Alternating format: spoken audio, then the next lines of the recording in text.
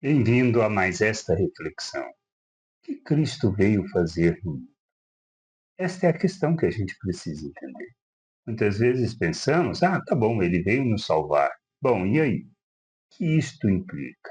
O que significa esta salvação? O que significa a vida eterna junto ao Deus Criador, ao Pai? O que significa a vontade de Deus? O que significa que Cristo veio de fato fazer?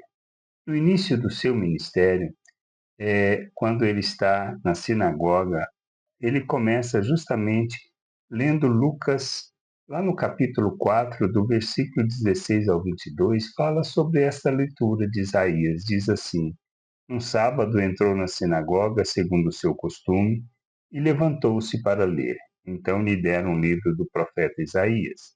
E abrindo o livro, achou o lugar onde estava escrito: O Espírito do Senhor está sobre mim, porque ele me ungiu para evangelizar aos pobres, enviou-me para proclamar libertação aos cativos e restauração da vista aos cegos, para pôr em liberdade os oprimidos e proclamar o ano aceitável do Senhor. Tendo fechado o livro, Jesus o devolveu ao assistente e sentou-se. Todos na sinagoga tinham os olhos fixos nele. Então Jesus começou a dizer: Hoje se cumpriu a escritura que vocês acabam de ouvir. Todos davam testemunho dele e se maravilhavam das palavras cheias de graça que lhes saíam dos lábios. O que a gente necessita entender é isto.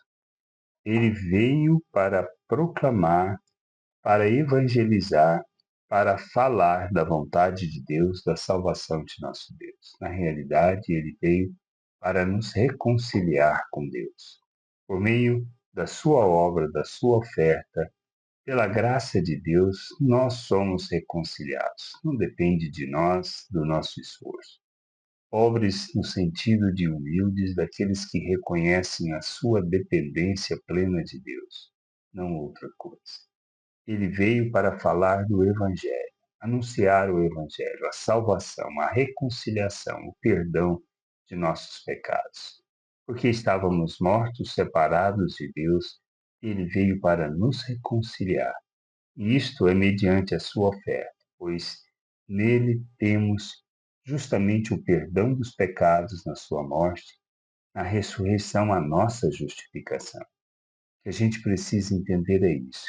E ele proclamar a libertação aos cativos, ou seja, esta é a obra de dele, esta é a vontade do Pai, a nossa libertação e restaurar a vista, ou seja, de maneira que a gente possa ver, possa enxergar, possa compreender, no meio de tantas trevas, termos as nossas vistas restauradas, para que a gente possa enxergar a vontade de Deus, compreender a vontade de Deus e não sermos religiosos, mas filhos que revelam a glória do Pai.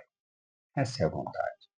Nós somos chamados para deixar de viver segundo a natureza humana, em pecado, porque quando andamos na natureza humana, expressamos que somos filhos do diabo, porque andamos segundo o egoísmo, segundo a nossa arrogância, hipocrisia, andamos segundo os nossos desejos, interesses e nossa ganância.